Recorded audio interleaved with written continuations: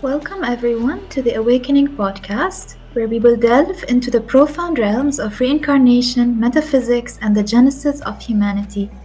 The purpose of this series is to explore hidden mysteries that surround our beginnings as a human race and explore topics like reincarnation, karma, enlightenment, DNA, and spiritual evolution through the lens of the MCEO teachings. I'm Lara, the founder of Lazurite Healing, and today I'm thrilled to be joined by our esteemed guest, Heba, the co-founder of Collective Rising. In this episode, we will challenge the notion that religious texts are the ultimate truth, exploring alternative perspectives that unveil the hidden mysteries of life, human origins, and DNA and interdimensional spiritual science. Throughout this multi-part series, we will illuminate the teachings of the Melchizedek Cloister Emerald Order, also known as the Freedom Teachings.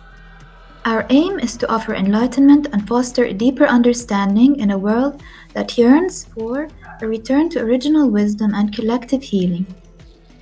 Whether you are a seasoned spiritual seeker or simply curious about these profound questions, and especially if you are in the Middle East, we have thoughtfully prepared this podcast with Arabic transcriptions to ensure accessibility. Join us on this journey to rediscover and heal together as one earthly race. I'm really excited to be here today. Thank you. Really excited to share insights and delve today into profound topics we'll be discussing. Okay, let's begin. Let's dive right in. Heba, we have chosen reincarnation as the main theme of this episode due to its importance across many religious and spiritual traditions. While it's traditionally a religious concept, it's also explored in practices like hypnosis and past life regression meditations. So could you please share your understanding of the concept of reincarnation? We'd love to hear your personal perspective on the topic, as well as the MCEO Freedom Teachings viewpoint. It's a big question. Reincarnation, as you know, it's a complex and expansive topic, Lara. So it warrants a bit of a deep dive. I'm going to start by mentioning that there's so many different ways to look at reincarnation. And as you would know, religious interpretation often differs to what we think is what we call spiritual or metaphysical interpretation. In my view, the conventional religious interpretation of reincarnation is somewhat limited. Okay, I feel it imposes limitations, leads us to view reincarnation as, for example, as either a solution to our problems. Okay, so, don't worry, life, you can come back and you can, do what you're meant to do, or, like it's a way out, if you like, like a solution for struggles, something that's viewed as unavoidable in an endless cycle. So that can be problematic, and I'd like to offer a completely different perspective. Well, not completely, but I'd like to expand on this perspective, if you like. So I'd like to share an alternative perspective from the MCO teachings. MCO stands for Melchizedek Cloister Emerald Order teachings, which are a body of work considered ancient wisdom, and that predates organized religion and modern spiritual practices. Very, very old system of healing, if you like. Before I proceed, let me mention for those interested that we will be placing references to all the wisdom we're talking about today in the description of this video down below. Okay, so we'll put the links down below if people would like to explore deeper into these teachings. Yeah. Okay, so reincarnation. It's viewed in different ways. Some see it as a trap, others see it as a solution. Okay, so it's a two-faceted approach, if you like. Many people sort of fluctuate in between accepting the predestination of rebirth and aspiring to transcend it by attaining ascended mastery. So the usual path is we reincarnate, and to break from the cycle, we'll attain ascended mastery, and that way we can break from the cycle of reincarnation. And that seems to be where most people sort of fall in that view. But how can we be certain that after leaving this physical body that we will definitely reincarnate? How can we even guarantee safe passage to what we call the realm of source? Okay, the truth is no one can really offer an absolute assurance. But what if I told you that the MCO teachings provide a radically different perspective, one that offers freedom and the choice, or, the free will choice to choose our destiny after the death of the body. And it's not even a very difficult thing to do. Okay, this concept, it could seem out there, it could seem revolutionary, but when explored through the lens of the MCO teachings, it becomes, a deeply profound revelation. So let me elaborate on reincarnation from this unique viewpoint. Okay, once upon a time, the exact moment I'll leave for another discussion, because then we're getting into time cycles and so many. It's so convoluted. Okay, that path of, like, when we start talking about history, and that's another discussion. But once upon a time, in a point in human history, we actually were eternal, and we actually are still eternal. But from the perspective of the biological form, we perceive things as dying, do we not? Everything does come to an end. So our physical body will expire, and we leave it behind. And that's the current notion and expectation, is that one day we will shed the body, leave it behind, and move on. And very few people would actually stop to ask, where do we go from there? Is death the end? So we can shed different perspectives on this in a minute, but just imagine a time when this was not the case. Death, as we know it and as we understand it now, did not actually exist. Instead, the body underwent a process called transfiguration or transmigration. Okay, so same thing. In simple terms, this process allowed the biological body to remain unified with the spiritual and the light bodies, which are a part of our anatomy. Together, these components all evolved seamlessly together. So you'd have the biological body would ascend with the spirit body, will ascend with the light body, all of it together. And reincarnation was irrelevant. It didn't have an existence back then. There's no such thing as death. So think of this process of transmigration as for example, a vaporization, when the water boils and it's just the bubbles dissipate. That's sort of the same thing. but it's a highly organized system where we transmigrate, but instead of just dissipating chaotically, we actually go somewhere specific. It's a very highly organized process. And this is what we call transmutation or transfiguration, because we actually have a choice as to where we go. So the body would shapeshift, evolving everything that we call quanta, which is basically your light quotient or how much light you're holding. You can also see it as how much energy you're holding. Like, for example, think of yourself as a battery holding a certain charge. So you take all that charge with you into another field of awareness, still within God's source. So you're never out of the source or the field of God. Okay. Now, are you with me so far? So this process is how it used to be. And Yes. still is to an extent. I don't want to say it used to be, because that implies that we're completely cut off from this idea. It's still there. It's just a matter of whether we have access to it or whether something else has taken place of that process. And I'm going to delve into that in just a minute.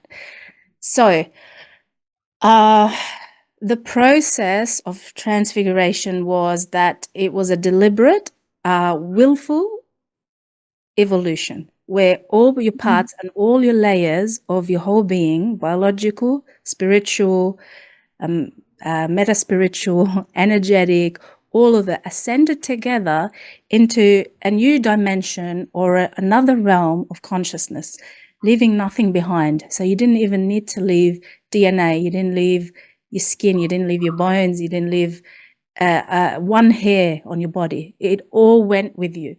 It's a profound and purposeful transition because it had a purpose and you knew where you were going, right? It's far removed, and even contradicts the whole concept of death and reincarnation as we know them to be today. So that was the significance. Now, this of course raises the question, what are these parts? What makes the parts of our being? Like, what are you talking about? We know there's a soul, there's a body. Are there more than soul, body? But yes, there is, according to Keylontic science, or call it freedom teachings, also called Melchizedek Cloister Emerald Order teachings.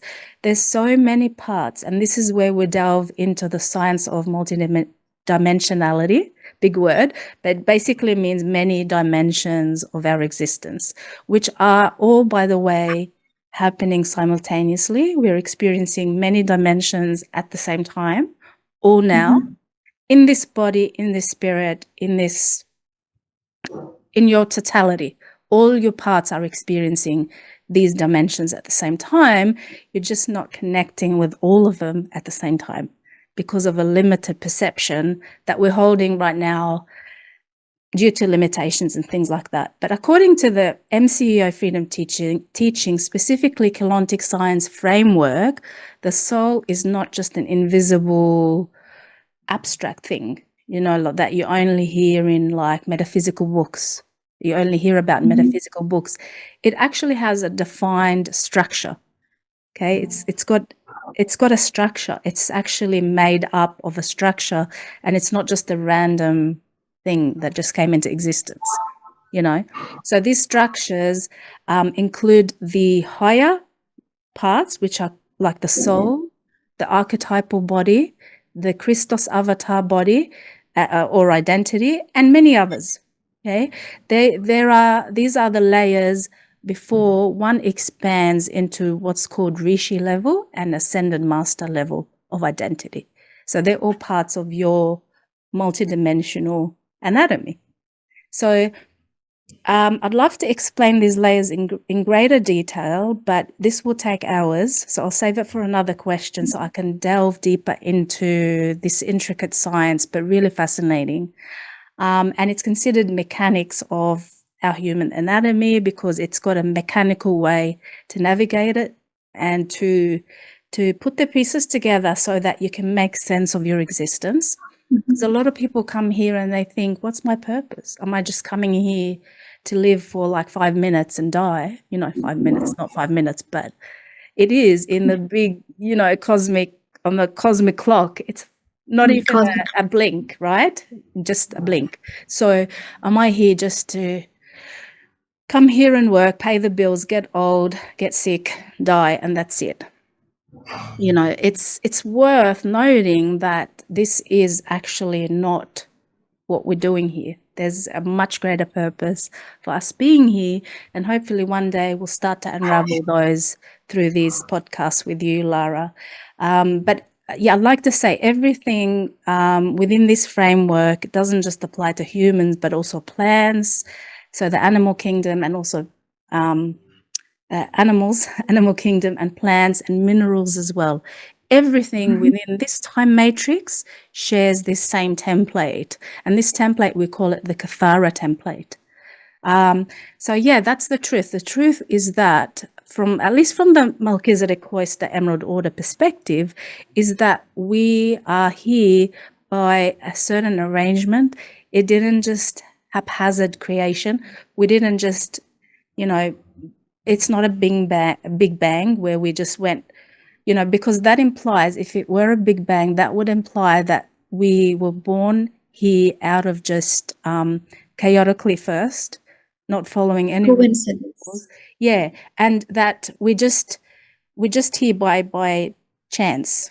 There's no real purpose. There's no purpose. Exactly, but we do. We have a purpose, and I'd like to explore that one day. So, and it's not just a simple body and soul, as we are often led to believe.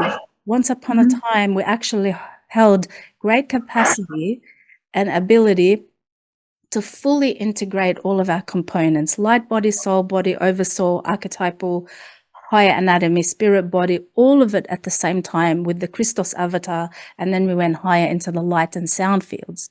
So with this integration, we could actually traverse various parts of the universe, aligning ourselves with frequencies and energy fields that actually matched our own. So it's an amazing and a very mind-blowing, what do you call it? Creation, I guess, arrangement, whatever you want to call it. But creation is so fascinating that, I'd love to delve into that. So, to sum it up, you asked about, in hypnosis and past life and things like that. When we start to understand the correct anatomy and from the MCO freedom teaching perspective, all this becomes mute and doesn't really serve us as much, because we come to understand that from where we are here, we can do everything. We can transmigrate, we can go back into past lives, which are not past because they're all happening at the same time. Regression meditations, we can access the Hall of Records within us, and we can see all our past incarnations, encodings, and where we've been, what we're doing, and we can also affect them from where we are. From a single point, you have so much ability that you could do everything. Because remember this word, multi-dimensional, which means we're existing on all these dimensions at the same time. So at the same time. Yeah, so if we begin to understand this concept, then the concept of reincarnation somewhat loses its glory, I guess, because it's given too much like it's the end, reincarnation. That's it. You're infinitely going to reincarnate.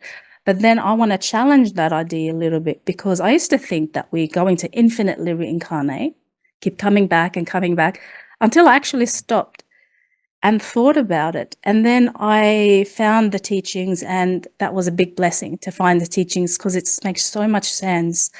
And it really, really does make sense. And it's very practical. Okay, thank you, Heba, for your really deep answer and message. It's really worth taking the time to think of and to contemplate. But there's definitely more on the subject, so let's move on. So you talked about not dying, the possibility of not dying and actually ascending.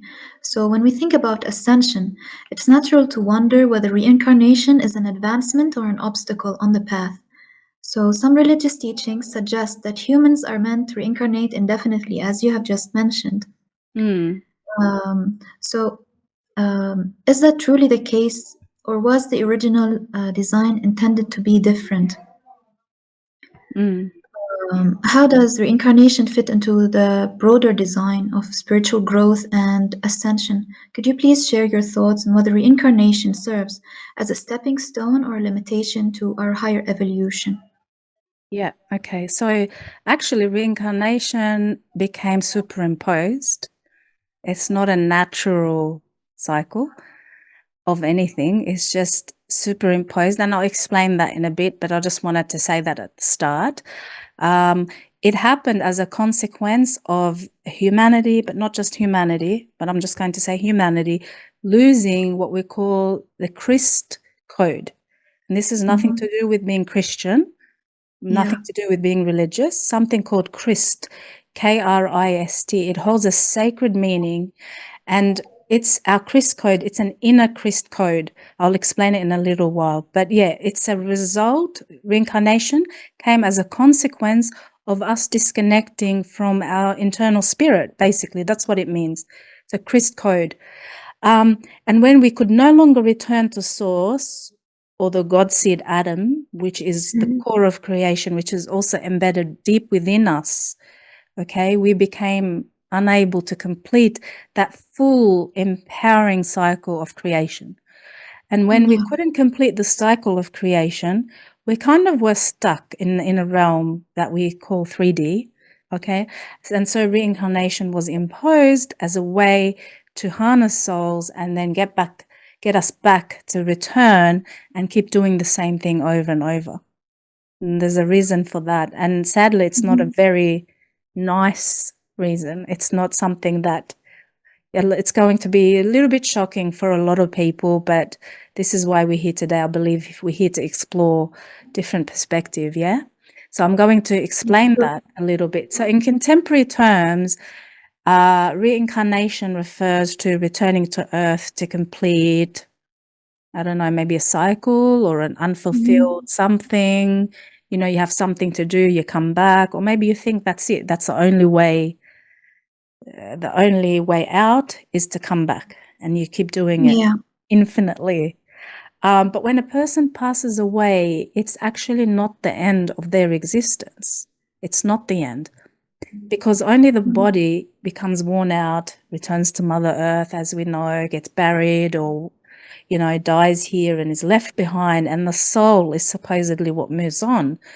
The process involves shedding the old physical form because of old age, and, you know, when we can't deal with the body anymore, what do? You just want to die at the end of your life, right? When you're like 100 and you're like, even now, median, like the death age is like, median age of death is about 60. Like, that's not natural, because we could live for thousands of years before. It's too short. It's very short. And now you hear about people dying at the age of 40, and it's like, yeah, it's okay. It's like the new normal, and, you know, it's not normal at all. But anyway, we come back and we're reborn as babies, and supposedly we have a brand new body, but then sometimes the body comes with problems. You hear of babies having diseases from birth, or some are stillborn babies, or, you know, some are born with defects, or like missing limbs, or some are blind, some are, you know, it's really tragic at the moment. And further, to add to that, is the loss of memory. So we come with amnesia. We lose memory of who we are. And that's a condition often perceived as a form of punishment for humanity's lack of understanding about its purpose on Earth. So, you know, it's not, because, you know, let me say something here, that God, the true God, the benevolent God, who's pure energy, loving, unconditional loving, we are a mirror. We are an extension of that energy, that source we call God. Different names, but we call it God. It's infinite, immutable power and energy that's everywhere. We are a part of that. We are within that. And that cannot harm its children, just like a mother or a father cannot harm its kids, because it's a part of him or it. How can God ever want his children to be punished or go through suffering or misery? Then it becomes a question, well, why do we suffer and why are we miserable and why are we in pain? And, there's something called energetic consequence, okay? But I'm probably not going to delve into that today because that's another topic. Again, it's hours to explain. But yeah, basically it's, some people call it the law of karma. Law of karma suggests that there's punishment. We call it the energetic consequence of, an action or a collective decision and choices. And it stays within our field and it becomes miasma. So like think of it like built up clouds of like dark energy. And this follows you as a soul in your energetic, etheric template. And when you take other births, it's still in your field. So it's waiting for you to clear it. And if it's not cleared, it becomes like what's perceived as karma, although I don't like to use that word because it's got some new age connotations and that it's punishment and you deserve it and all that. Anyway, that's basically how we look at it from the freedom teaching perspective. Then there is the belief in admission to heaven and hell.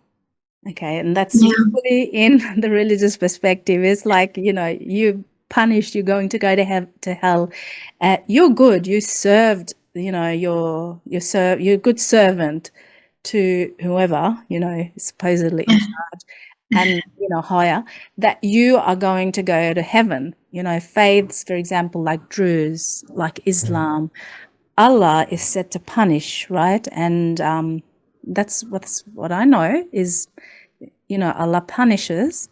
Judaism and Islam speak of Jahannam, and Jahannam is a word actually is derived from the word Gehenna, and it's a Hebrew word. It means the valley of Hinnom. Hinnom. It's Hinnom. So historically, this is a place near Jerusalem, and it's actually associated with burning, misery, and torment, and human and animal sacrifice. So it's an actual physical place. And from that word came the word Jahannam.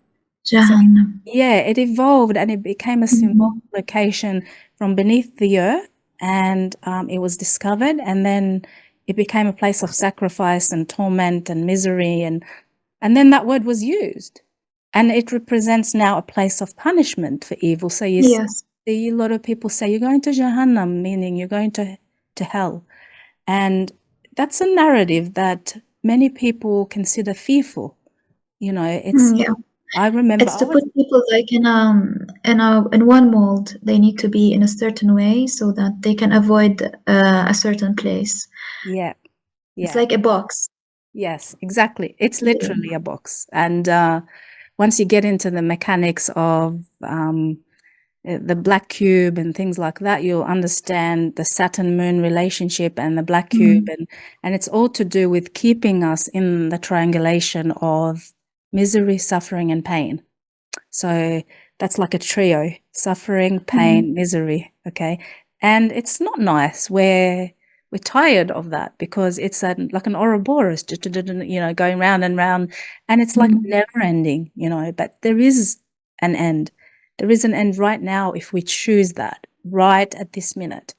All it is a change in mindset, a little change in mindset. And this can be very, very scary for a lot of people because a lot of people have been conditioned to never, ever, ever question the narrative presented before them, usually from the time of birth, usually from when the child starts to talk and can converse and understand things, even before they can understand. We start to, not we, me, but like in our, historically from like, I know our culture, we have that tendency. We start to bring kids up on fear. Don't do that, or you're going to go to Jahannam, things like that. I was told that when I was 7. Conditioning, exactly. Conditioning with what? With fear, not with love. we're not raised to love God, to love creation, to love ourselves, to empower ourselves. We're raised to fear who we are. We're raised to hate our body. Yeah. And we are raised on the idea that the body is sinful and that you have to penalize the body because it's disgusting, it's yuck, it doesn't deserve to be here. And so what does the body start to do? It starts to tell its DNA that you're nothing important. So the body grows old and starts to have pains and diseases and illnesses very early on, because that's what we do when we tell the body how it's supposed to think. So we're programming. It will start to do whatever it is being told. Exactly. Yeah. Yeah. And that's very wrong. You know, I 100% believe this is very wrong. I personally myself hold a very strong belief. It's not a belief. It's not just a blind faith. It's actually a profound intuitive knowing. And this understanding goes way beyond conventional notions of blind worship and unquestioning faith that many associate with belief in God. So the MCEO teachings are deeply centered around the universal source, the idea that there is a universal source, one and the same for everyone, that we all emerge from.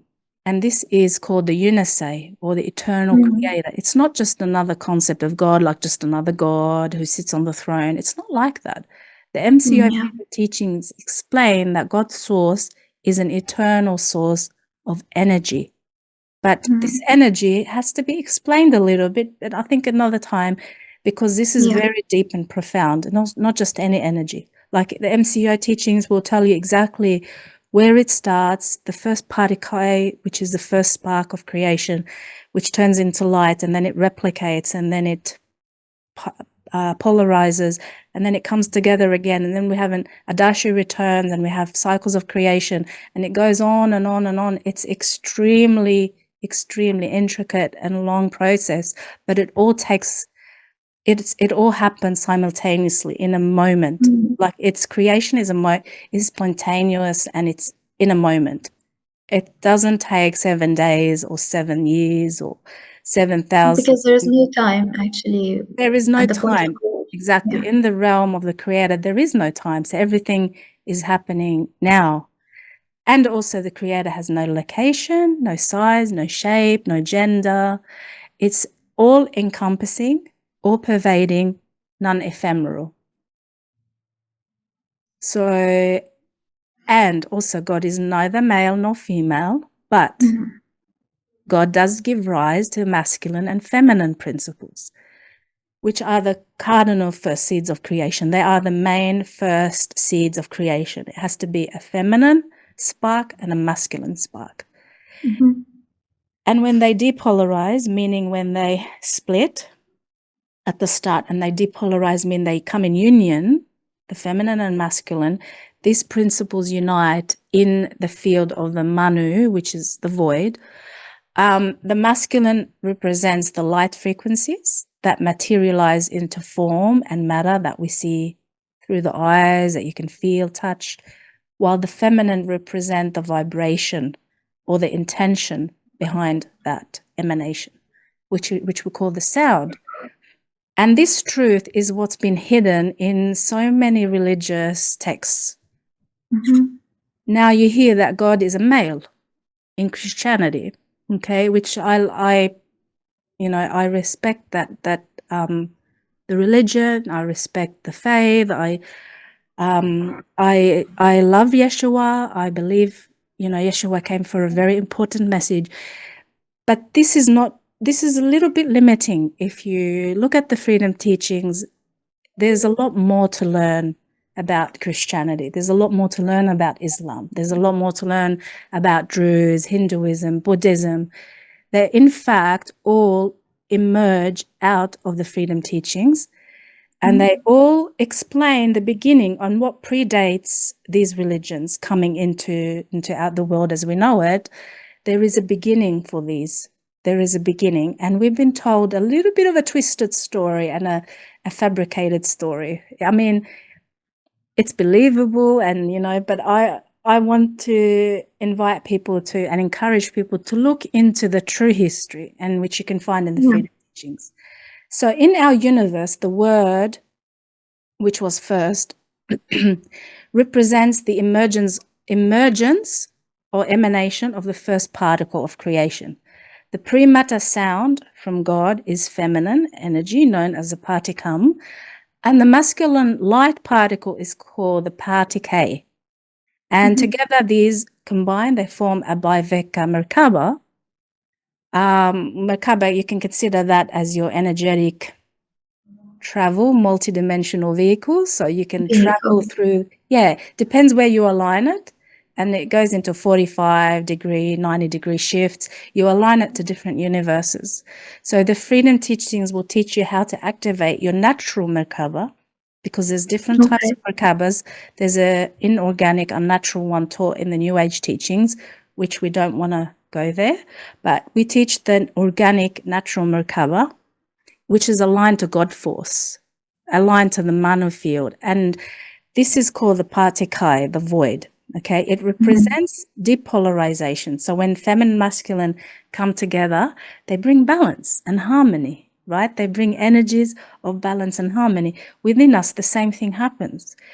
If you depolarize your masculine and feminine energies within, you feel balanced, you feel at peace, you feel at one with yourself, you feel whole, you feel empowered, you feel nurturing, loving, you feel like you can actually you feel like you're guided properly. You're guided by a higher power. You feel very, very empowered, which we're meant to feel. We're not meant to feel sinful and bad and horrible, and this body has to be punished. And so it's sort of the opposite to disempowerment. It's complete empowerment.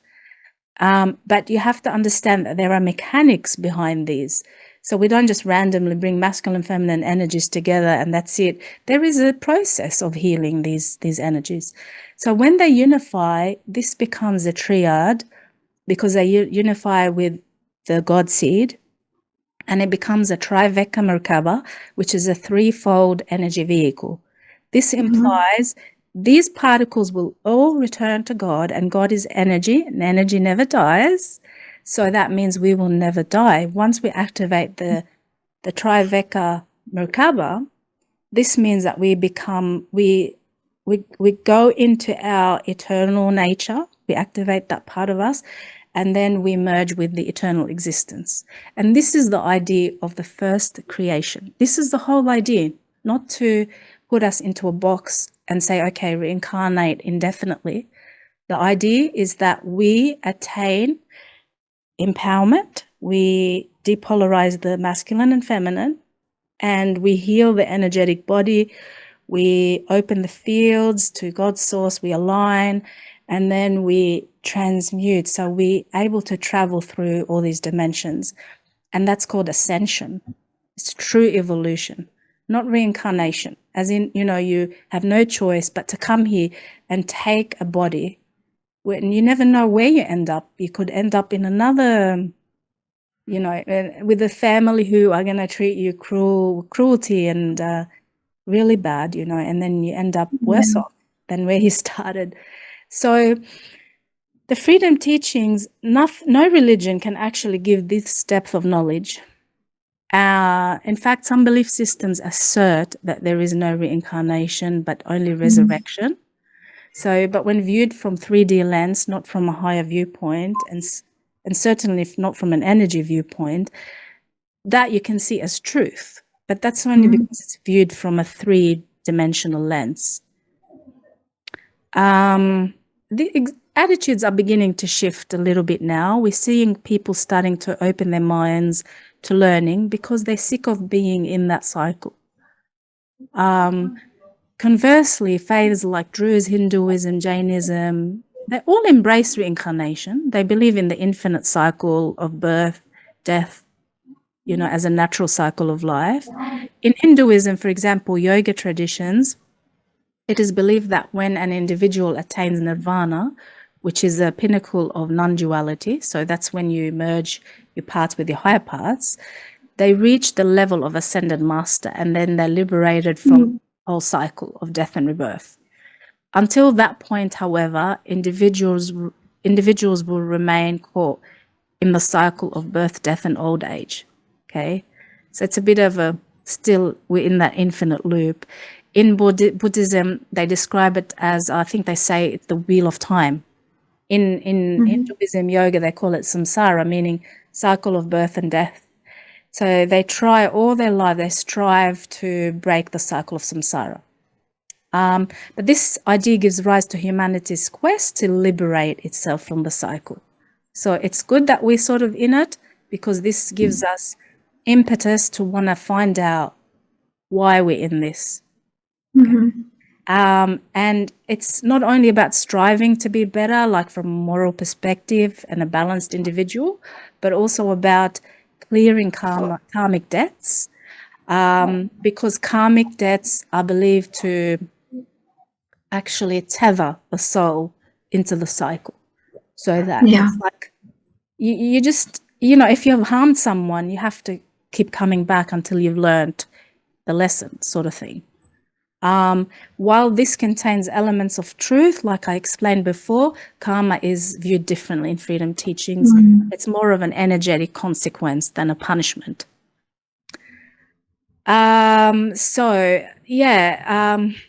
The cycle of reincarnation, it's way more exciting than it seems. The idea of reincarnation is either to set you free or keep you stuck, depending on whether you want liberation in this life or whether you're not asking the questions. If you step into the freedom teachings, turns out we're more than just this birth suit. Our first density body is made up of the physical, mental, emotional layers, but that's just a starting point. And when we ascend to the next density, our body shifts from heavy, dense matter to more subtle layers, becomes more etheric, more lighter, literally lighter, like silica, and then, you become more crystalline. But to level up, to get to that, we need to grasp the mechanics of ascension. And like I said, freedom teachings cover all that. It's not really that hard to learn it if you start from the beginning and just give yourself time to, but we come from the top down. We're often told that humans evolved out of apes and primates. This notion is greatly disproven in the MCO freedom teachings. Yeah, that's another topic for another discussion. So I just want to finish off. Do we have time? I just want to finish and say I just want to talk quickly about the real reincarnation cycle. Actually involves moving from source to the inner domains of creation to outer manifestation, and then return back to inner manifestation and back to core domain of source. This is the real reincarnation cycle. It's not even a reincarnation, it is an expansion. So each time you go back to source, you experience another level of you expand, you come out greater and more expanded than before. So it's about taking your consciousness to the next level. In the freedom teachings, that's what the reincarnation is. We don't call it reincarnation, we call it ascension.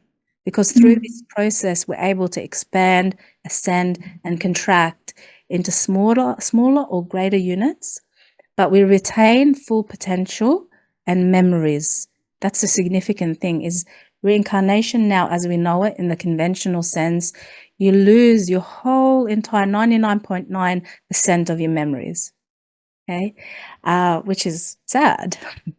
Sometimes it's really sad to not know actually your wholeness, who you are and your wholeness. And then you come back, white page, right? Blank page. And then it's up to the parents to start, what they tell you becomes your reality. And what society tells you becomes your inner reality.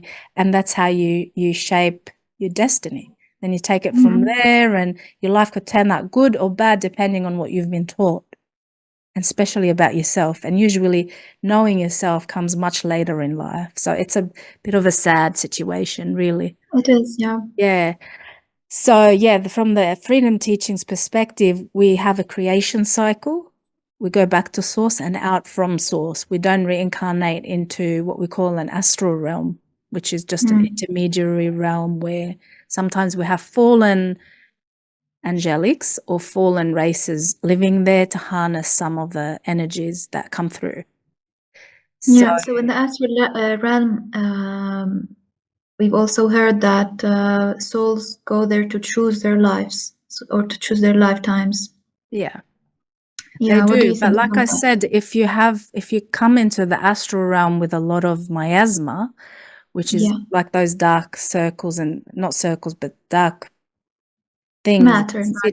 Yeah, they're more like etheric imprints, and they sit in your etheric bioenergetic field. They follow you. Even after death, they follow you into the astral. So that's why some people reincarnate into bodies that hold karmas, as they say, it's a karma. That's correct. That's from the blockages or the miasms that they carried after death. That's correct. They actually have these miasmas that follow them. They stay in their bioenergetic field, and wherever they go, they have this burden with them. Now we call it a shadow body.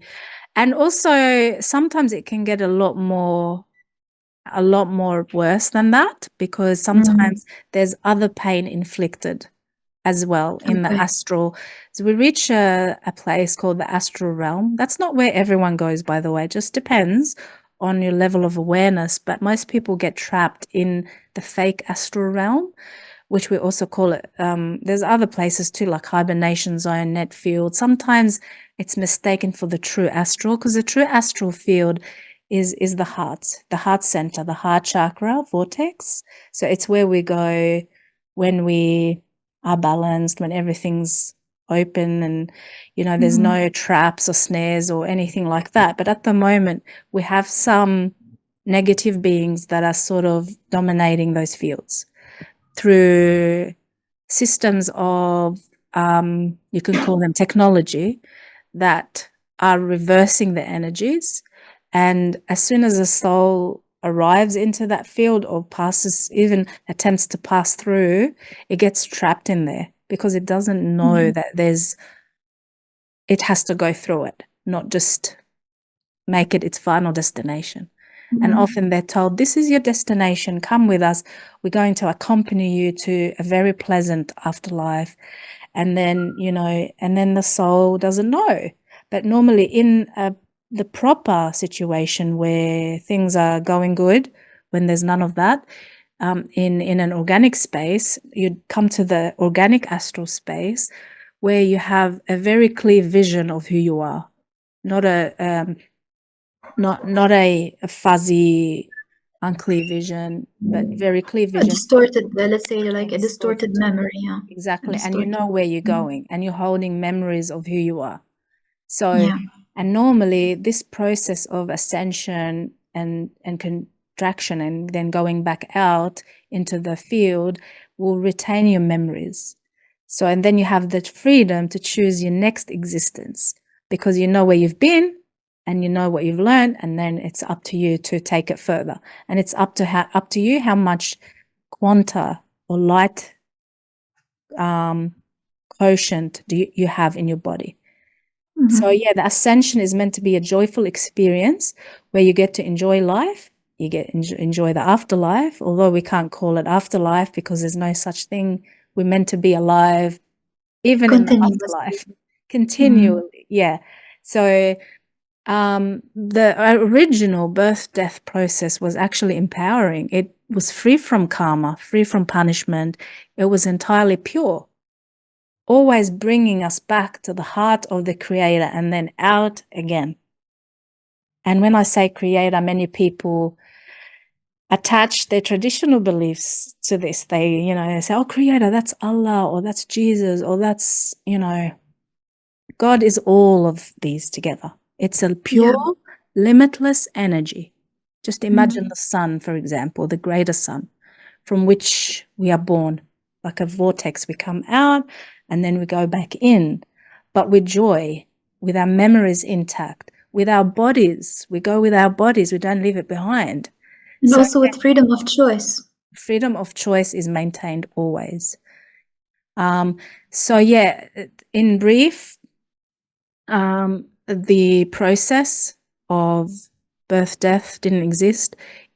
It was always rooted in expansion, not dissension. So the loss of this original process is what brought on the cycle of reincarnation. So it's a cycle that traps us rather than liberates us.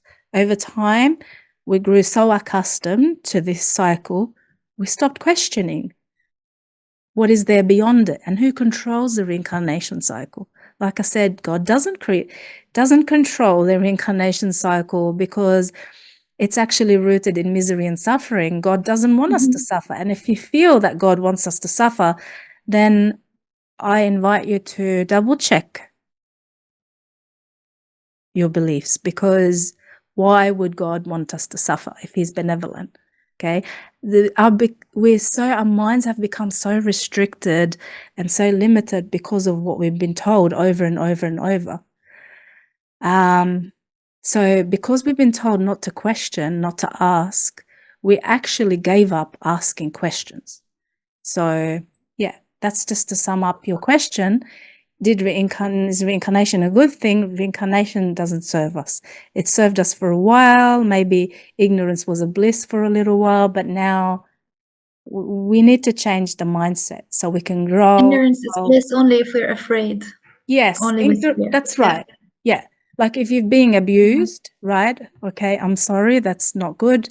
Then probably a good thing not to remember that you're being the day before. Like if it's something that you can't get out of, maybe not remembering is a good thing to help you just through survival.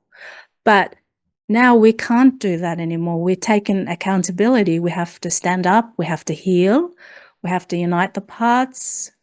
We have to learn our multidimensional anatomy, and we have to leave old belief systems that keep us limited. Okay, so yeah, we need to, that's my message. Blame isn't going to help. It's not necessary to blame and say, oh, that's what you've taught me, my parents or my religion, or we're not blaming anyone. We can't even, in fact, blame ourselves, as this situation was shaped once upon a time by how the collective consciousness was thinking at some point in time. Yeah. And that's what become manifest.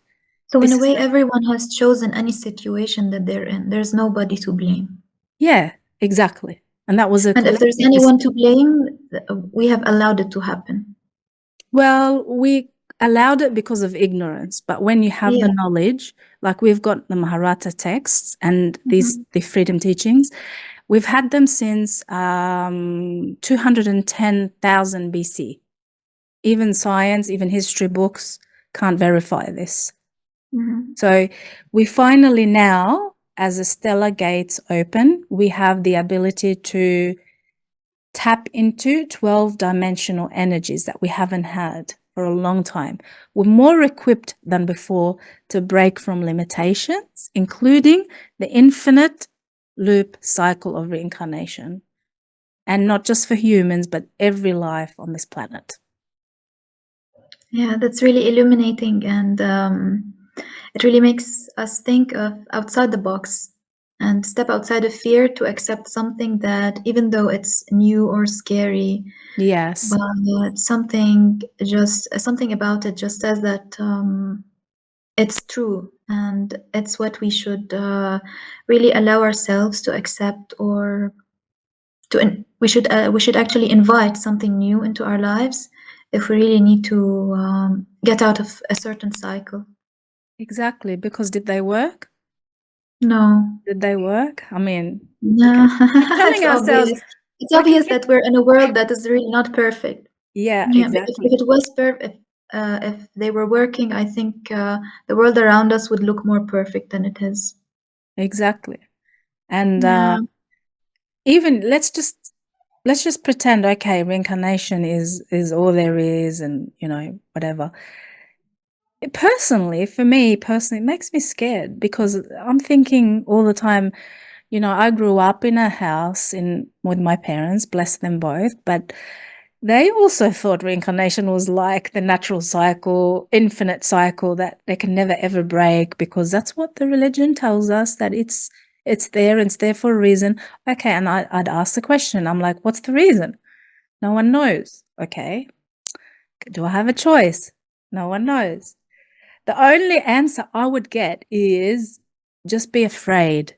If you don't do good, you're going to be born in Jahannam, in hell. Yeah, And or as a in kid, a bad lifetime.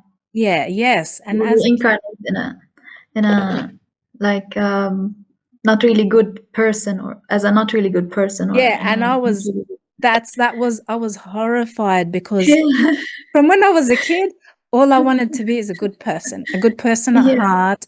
And I really believed I am a good person, and I know I am, and I've got good intentions for everybody. I love everyone, and I've always been this, really loving person. And as a kid, I really embodied that. I was like an emblem of love and care for other people. And then someone tells you, well, if you do one mistake, you're going to be born as a bad person. That was like the worst thing anyone can say to a young kid. And I'd hear it repeatedly. And, mind you, I did behave really good, but I behaved extra, extra good, to the point of like I was paranoid of every action, every word. And then I had problems. I had blocked energies. I couldn't voice my opinion, my truth, because I didn't know if I'm going to be punished or not, if it was good or not, if God approved or didn't approve. It was a prison. It was actually hell. And then I Yeah. started to feel like I was in hell already. I was like, if that's how it's going to be, I don't want it anymore. I want to be liberated from this. And this is when I started researching into philosophy and, read Plato, Socrates, and I was only 12 at the time. But, but in freedom teachings at 12 is the age of soul integration. Something called soul integration is when you integrate the soul level of your anatomy, which means you have more BPR, which is base pulse rhythms, and so which means your awareness is heightened, your consciousness is expanded, so you'll be able to hold more frequency in your body, and you can better interpret things around you, and you're more activated DNA, simply put. So I felt it. I really felt it. But then the fear was there. It always held the fear within me all the way until I stumbled upon the freedom teachings. Actually, it's not stumbled upon. That's a wrong word. I actually found it. And I think there was a purpose for the finding. It wasn't just a coincidence. I don't believe in coincidence. So, that's basically how it all happened. So, Heba, many religious teachings suggest that when the body dies, the soul is immediately transferred to another body. But other spiritual traditions propose that the soul may take some time, like take a pause after death, to reflect on its past life and learn from its experiences. So, we'd like to know your perspective on this idea, especially the MCO freedom teachings, and especially after what you have said about reincarnation as being an obstacle and not a stepping stone. So, what really happens to the body when the soul dies? What happens to the soul when the body dies, actually? Yeah. And how does the DNA play a role in enabling the soul to either ascend to high realms or return to earth? So, does everyone have a chance to actually ascend after they die? How does the process happen? Yes, so there's something called Badawa, which is the death of the body. And that's Okay. when conventionally is seen as the soul is liberated. So the soul can traverse into the astral from there, where it undergoes a review of its past life. Okay, so it will sit with itself and then examine its life decisions, choices, actions, and then it just, there's some truth in this, okay? Now, what I want to say is that before you asked the question if reincarnation was a stepping stone or was it, I think I think reincarnation in itself is not the ideal situation, because if it were, like we've covered before, things would have been different here. There would have been a heaven on earth. We would have memories urging us toward being better. Like if, for example, if someone remembers that they've done wrong and what the consequences were, they would make amends, right? They would seek to make amends because they've seen the consequences of these decisions. But when we don't remember, that's the problem. Reincarnation erases the memories. So you die, come back, and you don't know. You have no idea why you're being punished. Okay? Every awakened person will tell you that heaven and hell are actual experiences in the now, and not experiences to look forward to or to be worried or scared about, because it's not something that you go into, it's an experience in the now. So that's what every awakened person would tell you, as I would tell you too. And if you can, give up the whole idea, because reincarnation isn't going to help you. Give up the idea, not on like saying, okay, this time I'm not going to incarnate. Sometimes you have to, because we're not holding the right quotient of light, and so this is the only way we can do things. But you can make better decisions. So when we come into the astral realm, you can actually decide not to give your power away, for example. So that all comes down to understanding the whole level of multidimensional anatomy and what lives on other dimensions and what resides there in terms of life, and also where you go. So understand where you're going in that multidimensional construct. So first, we must understand cycles of time and the purpose of creation. That's a very important thing, because I can't just answer the question and say yes, no. I have to sort of elaborate. I hope that's okay. Okay. So we have to understand cycles of creation, because on soul levels, this reveals our purpose. When you understand cycles of creation, you will understand your purpose. You experience life differently, because if you understand the cycles of creation, you'd experience life in the context of the Creator and you being an emanation of the Creator. So in other words, you will experience yourself as someone with full potential. You experience yourself as a part of God, as a moving part of God, or as a manifest part of God. Some religions actually sadly reject the idea that we are God. That's because it stems from a fear, and it stems from their perspective of what is true. That is a perceived separation from the Creator. That's how their religious teachings are set up, is to separate man from source, man or woman from source, or anything for that matter, anything, animals, minerals, anything, any life is perceived as separate, because God is perfect and we're not. That's the perceived separation there. Is the minute you say, I'm not perfect and God is, that means you're declaring that you're not God, because how can God create something imperfect? So we start to shame ourselves and we start to belittle ourselves, and we descend into chaos and distortion because of the way we think. God is energy, and so are we, and we share the same eternal essence. What's different is the manifestation part, because God doesn't manifest itself, it manifests part of itself that becomes us.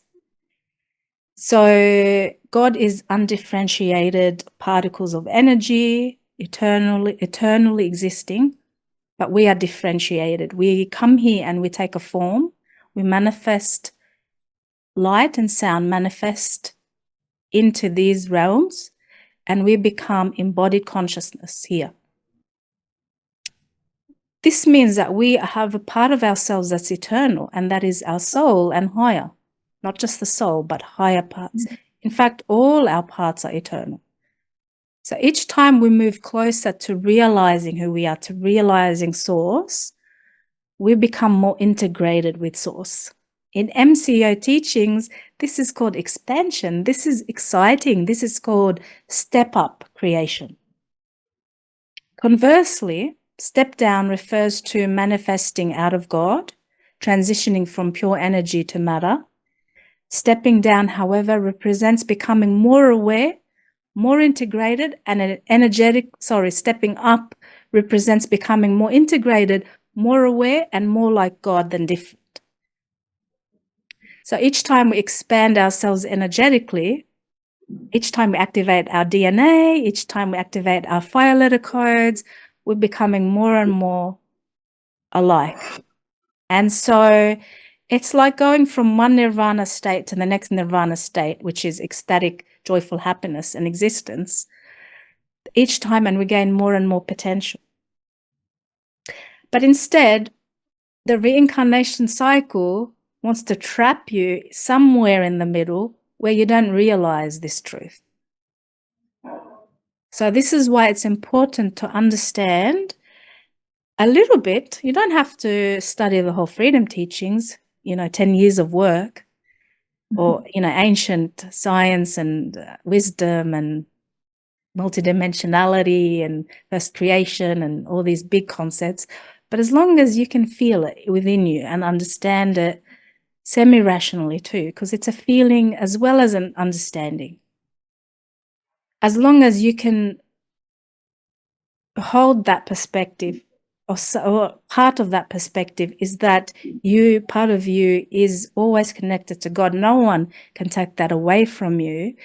You will never ever be stuck in cycles like reincarnation. You can never be put in a box. You can never be locked in a place. Even if your body is locked in, your mind is not. Your soul is free. Mm-hmm.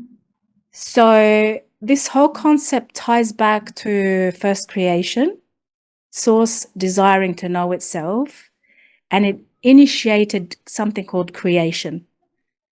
And since God is pure energy, it transcends gender, of course. It's because it's neither he nor a she. We call it it. So the first act of creation, God brought forth the void from which the masculine and feminine, first particles, emanate and emerge.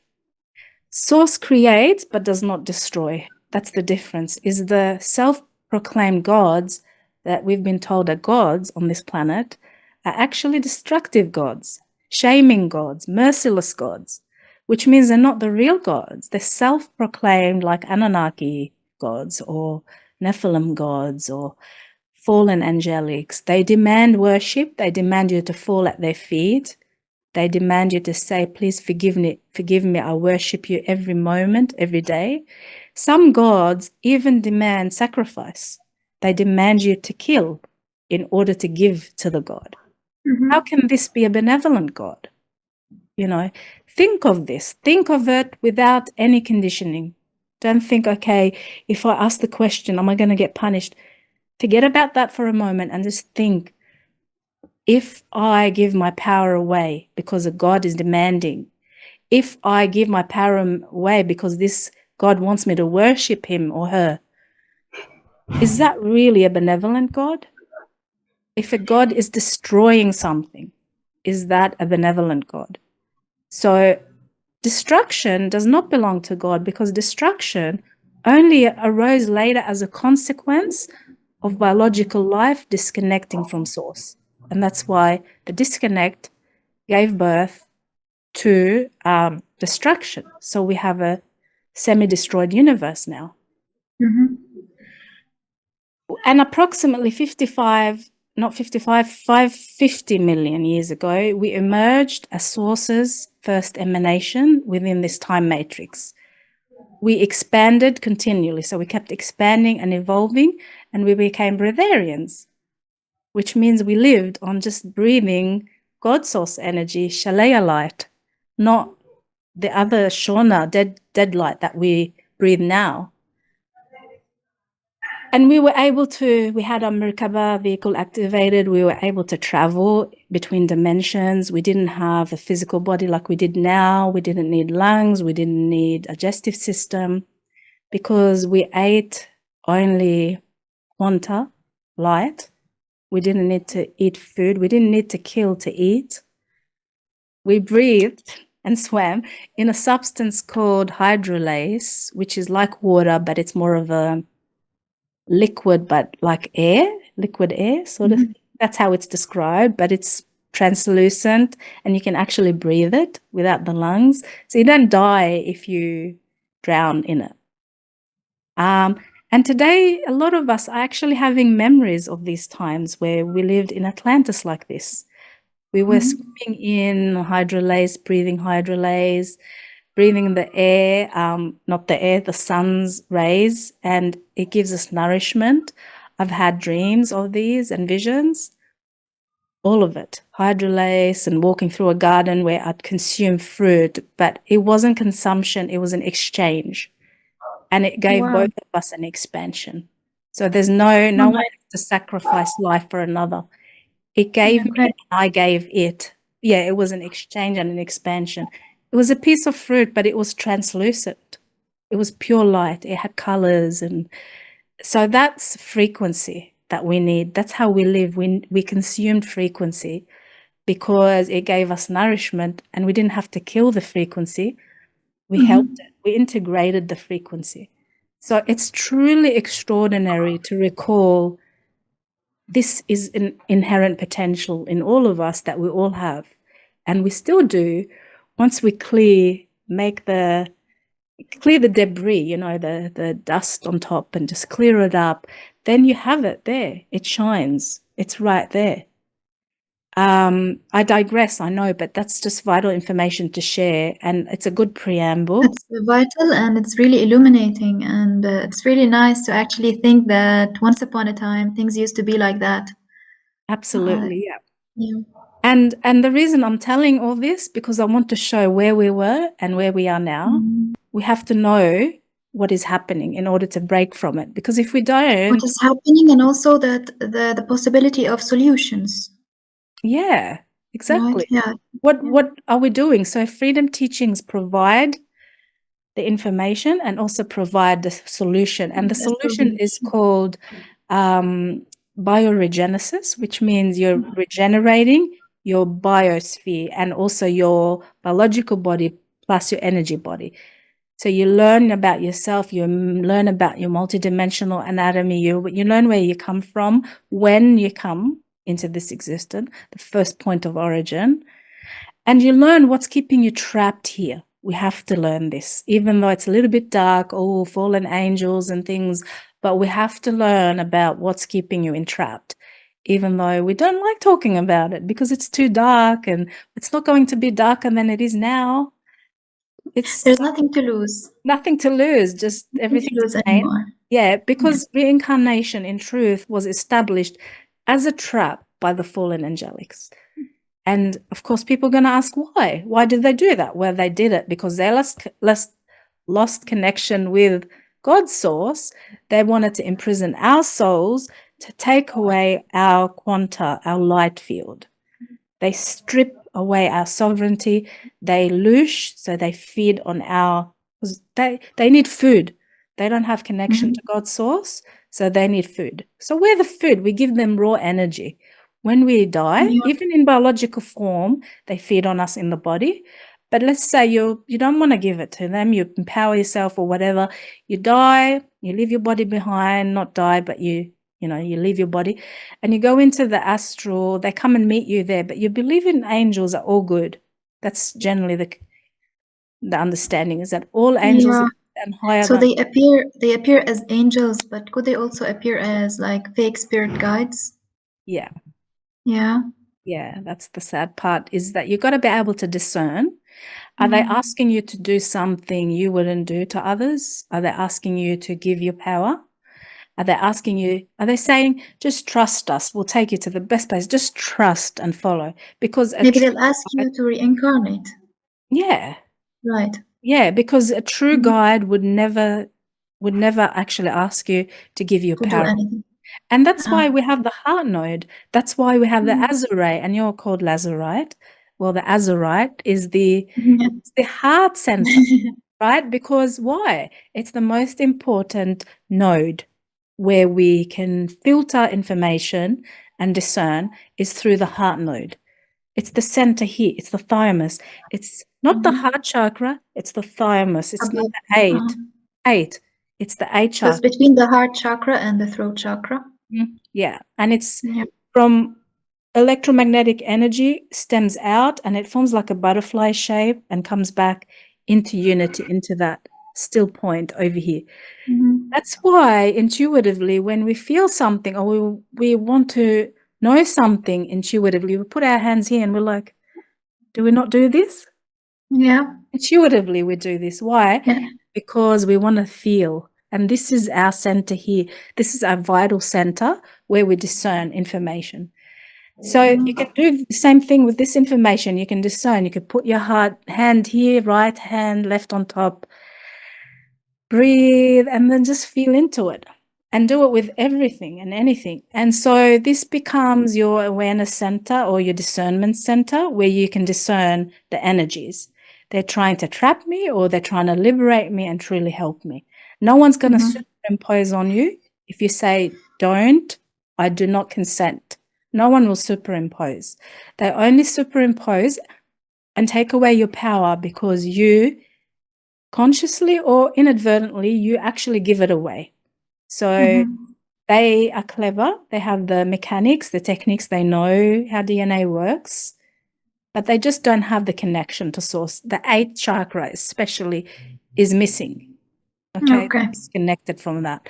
So what they do is they want yours. They want your energy. So they created imprisonment planets and areas and fields and net fields and things like that to imprison souls and strip them from their sovereignty and quanta field or quanta light. Yeah. And that's, you can consider that your life force, like your battery charge that God gave you from the time of first creation. And so having lost that inner spark, their monad or God seed atom, these beings became completely severed from source and their eternal state became something we call dark flowered. So think of a lotus, but a lotus is dark in the seed. Okay. It can't give you eternal life. It's going to start debilitating and die off. And then it becomes dark. So it's not going to live eternally anymore. Yeah. That's so when they...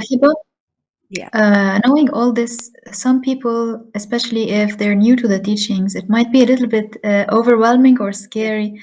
So what is your advice on how can we actually find joy in the middle of all what is happening? How can we find joy and let go of any kind of fear, especially for those of us who might find these things as dark things that, or some of us who just like to bypass the negative things and just focus on the good things, especially in the spiritual community. Yeah, so I made a big 2 or 3 hour video on our channel, Collective Rising, on false light. And I made another one called Toxic Positivity. So it's for people who actually evade it. What's the word? They evade. Yeah, they try to escape their suffering by not recognizing the suffering. So by saying, okay, no, I'm not suffering, I'm in happiness. They run after happiness. They strive for happiness so much that they become lost during the process. And along the way, they block everything that's considered painful. So they run away from the whole idea of pain. They don't want to know anything to do with pain. Why? Because it brings pain. And they don't want to accept that there's pain. So they deny it. Okay? They become happiness, they may find happiness, temporary happiness, but joy evades them because they don't understand that there's a shadow to everything. And if you don't clear the shadow, acknowledge the shadow is going to follow you everywhere. So even though they're telling themselves that they're full of happiness, they're peaceful, all loving and all good, all going good, you'll find that these people at one encounter of something difficult, a challenge or whatever, they immediately crumble. Okay, that's what I've noticed with these people, because they're not equipped to deal with the dark. They haven't allowed themselves to sit with the dark, to recognize the dark. So they immediately crumble. They don't know how to deal with it because they've told themselves, they conditioned themselves that there's only happiness and happiness only matters, and to avoid pain at all costs. So in the process of avoiding pain, they also evaded finding real joy, because happiness and joy are two different things.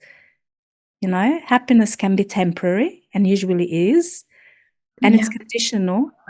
It's conditional. Happiness is conditional because provided all the outside circumstances are met and all my needs and wants are met, then I'm happy. Then you can be happy. But that can be taken away at any time. We all know that, right? And with joy, it's not conditional. It's an unconditional existence where you recognize there's dark, you recognize there's good, you recognize there's a duality at play, but still you find that joy through your connection with your eternal beingness. And just knowing that, for me, just knowing that this material exists and knowing that I can be free, and I'm free now. I consider myself free now, not from what's going to happen in the future, but from how I feel about fear. I'm free from fear because I feel it. I broke those chains and I'm no longer bound to those shackles that were put on me, around me at some point in time. And I'm not conditioned to believe something or behave a certain way or be a social experiment or be something that I don't want to be. You know, I feel sovereign, I feel free, I feel joyful because of that. So it's not a conditional happiness, it's an everlasting joy. There's a big difference. You find most people nowadays, especially in the new age, they are teaching happiness as a way of life. You know, find happiness in doing all these looking after your body and, you know, anti-aging and things like that, and just stay well and happy and go out and socialize and drink and eat and, you know, which is nothing wrong with all this, but that's secondary. That stuff can be the cherry on top after you find real joy. Then these things can add to your experience of life, you know. But does that answer your question? Yeah, of course, it answers the question that especially if we think of joy as something beyond any circumstance. You don't have to have anything to feel joy, but happiness is actually conditional. Many things can make you sad or happy depending on their existence or lack. Yeah. So yes. Yeah, you said it really, really well too. Yeah, depending on the existence or the lack of. Yes, absolutely. yeah. It's what happiness is. And we condition too through the media, through television, through society to pursue happiness first. Never joy. You never people speak about joy. You never hear that word. It's always happiness. Are you happy? And I don't think joy can be really fulfilled unless we have really accepted the dark sides of ourselves or of the world. Because if we just invite in joy, it's not going to be strong enough if we're not ready to face the darker things, or if we know that something bad is going on. It'll just be like a weak happiness. It'll just crumble, and it will not stand and withhold in the face of darker things, maybe. Yeah. I feel like happiness is fragile. Yeah. Very shaky, you know, like It a really is. poorly constructed house. You know, Yeah. with one little shake, it's down, it crumbles. I feel like Yep. this is happiness. It looks good for a little while, and as long as you don't give it a high dose of anything. Yeah, so it's like, can you be happy in the sunlight just like you're happy if it rains? So what if the sunlight goes away? Then You're miserable. joy is being happy in both circumstances. Yeah, and you know what? I want to also give some credit to yoga, the whole discipline. And I don't mean yoga on the mat stretching but yoga, the actual discipline, the philosophy of yoga, it's beautiful because it actually teaches the idea that it's all within, as does the freedom teachings. Everything's within, everything's happening here right now in this moment, you know, and to master your life, you master your mind. And so that's the philosophy behind yoga. The core philosophy is to master life, master your mind, because really your life is a product of your mindset. What you put your mind, where your mind goes, your energy flows, where your mind is invested.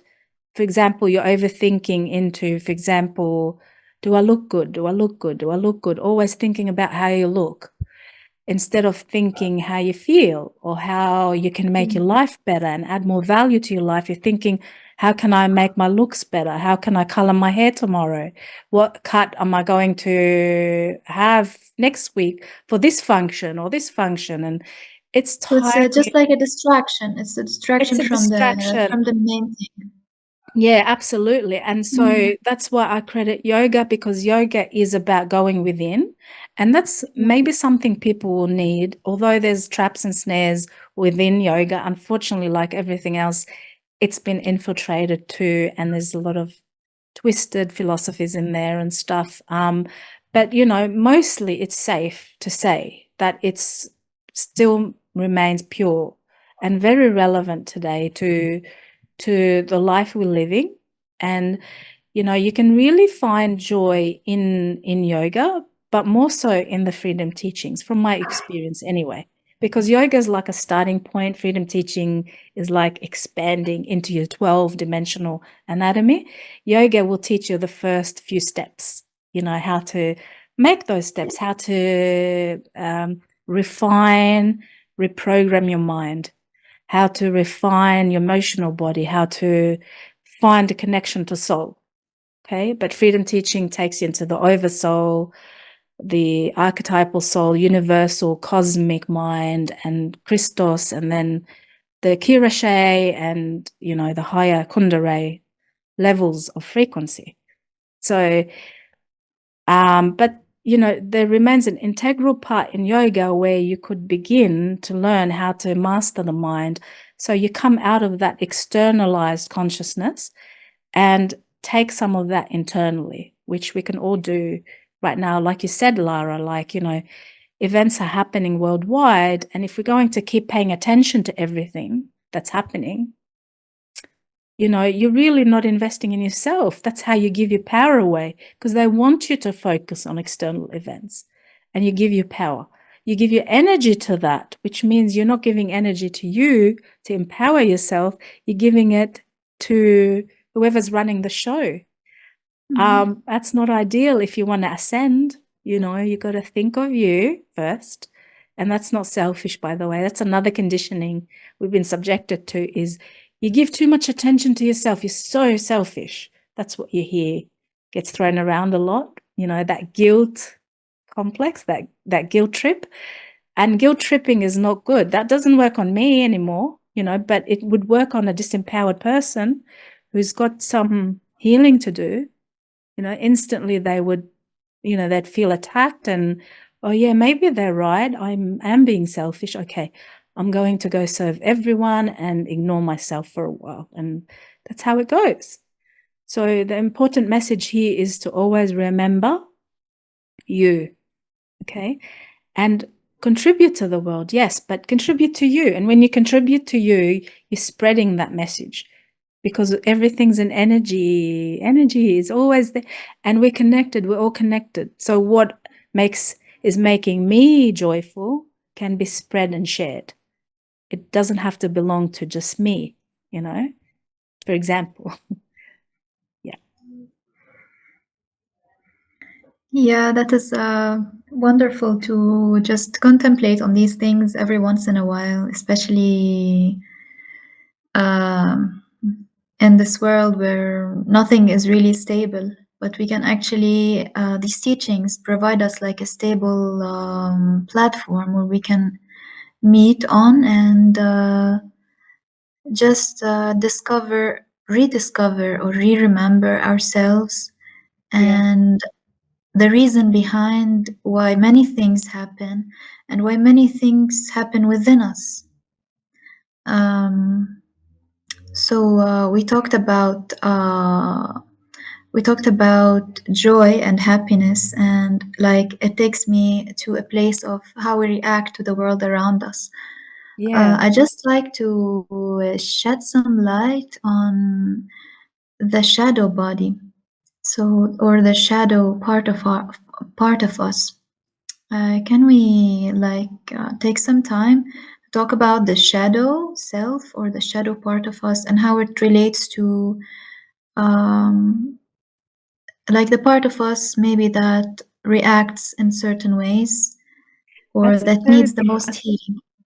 Yeah. Do you want it in a nutshell or depending how much time? Because that's a very big, really large question, really large topic. And I'm not sure how much, but I'll give you a bit of just a really small nutshell, if you like. Okay. Yeah. Is that okay? But that's a big idea. Yeah, the shadow body, see, that's a big thing. That's a big, big, big one, because that's at the moment, most people on the planet are not integrated with their shadow. When we were breatharians, Taranesians, like I said, back when we lived 1,000 years and beyond and didn't need to die because we were always replenished in terms of our quanta light quotient and how much light we're carrying. See, the reason we die is to replenish our light quotient so we can get another chance to come back alive and have a new replenished light quotient. Means light holding capacity. That's what it means.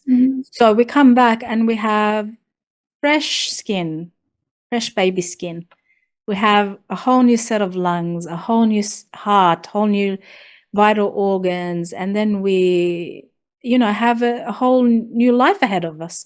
We get another opportunity to live life the way we perceive life to be, limited perspective. So when we're younger, we don't think much of our shadow body, right? Because the light is usually greater than the shadow.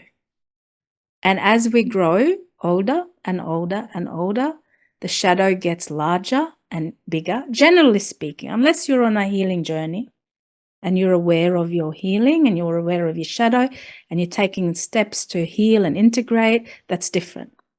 But for most people, I'm saying they don't think of that. They think, okay, what's the next step in life? Okay, I'm going to get married. I'm going to have a house. I'm going to pay the bills and pay the mortgage, buy a new car. Update the house now, get a bigger house, more children. Now they're getting married, they're going to uni, and it's all the same cycle, which a lot of people find happiness in that cycle and maybe joy. Some people do, and that's okay. But the problem is we're neglecting a very big part of ourselves that we call a shadow. And what does a shadow mean? It's not something that's scary, like you hear about, you think, oh, my shadow's following me. It's I'm really scared of my shadow. If you're scared of your shadow, that's because you're still one of these people that don't like looking into the dark side of anything, so that you want to always be in the light. And when you're in the light and not in the shadow, this is considered a polarization of consciousness. And like I explained at the start of this session, this interview, that from God came the feminine and masculine. And when the two depolarize, they come together, that's when the Trinity is formed. That's when we have the three sides of the Merkaba complete. We have a trivecca. We have a complete formula. Okay. If you just one or the other, if you're just light, means you're more masculine. If you're just sound, means you've got to have those in balance. This is what we're trying to do when we heal the shadow, is we integrate the shadow and we attain a state of harmony between the masculine and feminine, which we call it depolarization. And that brings the shadow into integration with, there's more than that. This is just one of the steps. Another step is to actually acknowledge what's sitting in your shadow field, because the shadow field is where all your, for example, if you dislike something, if you have anger, if you have resentment, if you have people that you haven't forgiven in your life, that you hold a strong, I don't like to use the word hate, but it could be hate or could be even a dislike. You hold those feelings towards somebody or something, and they remain with you. They remain there. And it just gets bigger and worse and more exaggerated, more accentuated. And then that little thing becomes a big thing, and that forms miasma in your shadow. So it could be figments also. It could be tags. So fallen angels that have wanted to penetrate your energy field. So they put tags or even thought forms. This is mental manipulation too.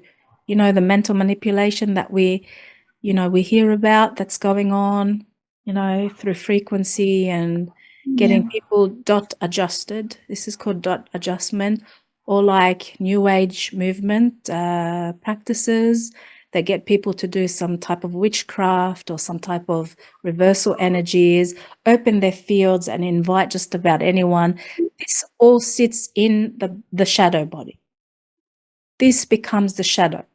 The more miasma you have, the less likely you're going to find joy and happiness in your life, or just happiness, let alone joy, because that's another.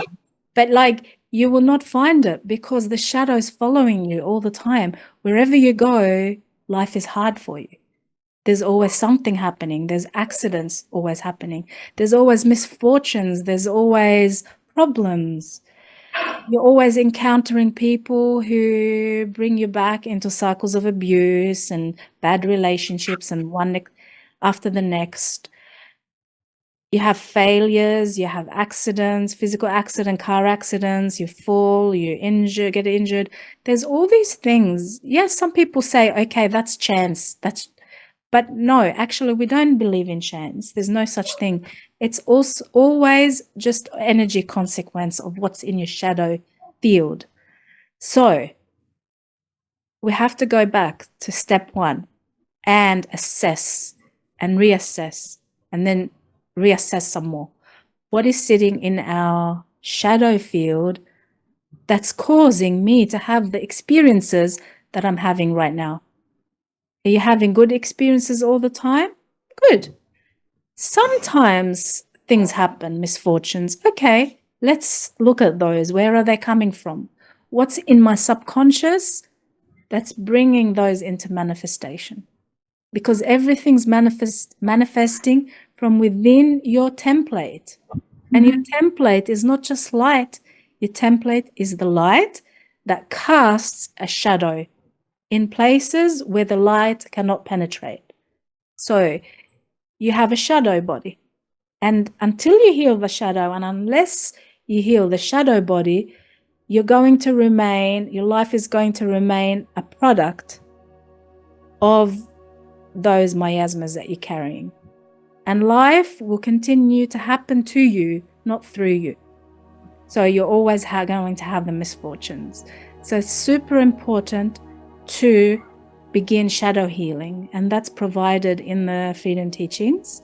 We have a whole series on shadow healing. We start with Kathara techniques and then move into flame body techniques. That's just step one. Then we go into crystal body. Sorry, I'm losing my voice. But then we go into crystal body healing. Then we go 3, level 4. And it's just a joyful experience, because each time you peel a layer, you find yourself, more of you sitting there. And it's like, oh, that's me too. Hello, welcome, come on in. Like, it's like an ever expanding, ever growing, always evolving process. And who wouldn't want that? You'd be crazy to say no. But, sometimes people have too much shadow that they see this information and they reject it instantly because of the shadow in the body or around the body. It's all in the etheric realm. And sometimes it's physical. So when you have a lot of diseases, when you have a lot of illnesses and pains, these are all shadow aspects that began in the etheric realm and manifested into the physical body, which is the most dense layer of yourself. So we have to start by asking the questions. We have to release ourselves from the confines and limitations that hold us back. For example, if you're not willing to let go of a certain belief system, that's okay if you don't want to, but still look outside and expand your way of thinking instead of limiting yourself, because it doesn't have to be that way. You can be free, you can be integrated, you can evolve, ascend, and you don't have to reincarnate. You don't have to ever come back if that's what you want. Yeah, that's a really nice way that you have explained it. Thank you. It makes us think of things that happen with us that are actually not our full truth, but our shadow. So it's really nice to be able to point out the difference between our light part and our shadow part. Yeah. Okay. Thank you. I'm glad you found value in. I'm a little tired, so excuse my googly eyes and everything. Big day, big week this week, actually, energetically and planetary level as well. It's been but you have to remember, find joy in each moment. It doesn't matter what season it is. It doesn't matter if it's sunny, like it's 42 right now here, and I'm wearing like a long sleeve, but it's okay. I'm okay with this because I feel comfortable to like more in a sleeves top. That's okay. You know what I mean? It's I think it's largely a state of mind as well. If you can just sort of, I guess the word is not control, because we never want to control anything. That's not the way we it's taught in the freedom teachings. Actually, the word control doesn't exist at all, except in reference to the fallen angels. But the word control does not exist in the whole dictionary when it comes to the freedom teachings. But it's about evolving, learning, growing, and finding the truth in your experiences. Thank you so much, Heba, for your time and pleasure. The good way, the clear way, actually, that you have explained things. So it was a really good chat, and we hope it's going to be also illuminating for all of the other viewers. Yeah, I hope so too. I'm very happy to be here with you today. Thank you so much for having me. Thank you. Always a pleasure, Lara. Thank you, everyone. Thank you so much. Omni love.